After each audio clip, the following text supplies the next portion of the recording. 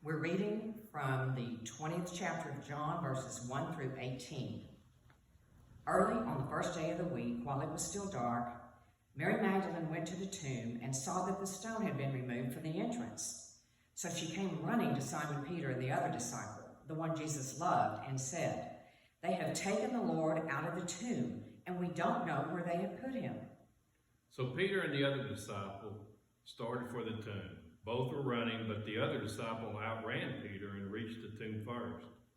He bent over and looked in at the strips of linen lying there, but did not go in.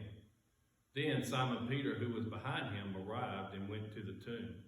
He saw the strips of linen lying there, as well as the burial cloth that had been around Jesus' head.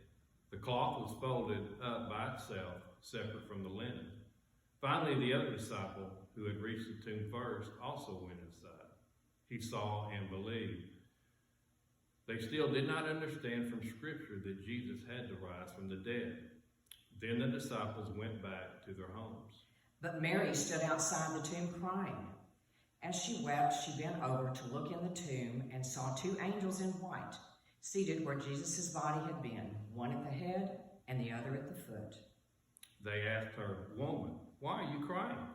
"They have taken my Lord away," she said, "and I don't know where they have put him." At this, she turned around and saw Jesus standing there, but she didn't realize that it was Jesus. "Woman," he said, "why are you crying? Who is it you are looking for?" Thinking he was the gardener, she said, "Sir, if you have carried him away, tell me where you have put him, and I will get him."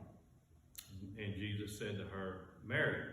She turned toward him and cried out in Arabic, "Rabbi," which means teacher. And Jesus said, "Do not hold on to me, for I have not yet returned to the Father. Go instead to my brothers and tell them, I am returning to my Father and your Father, to my God and your God."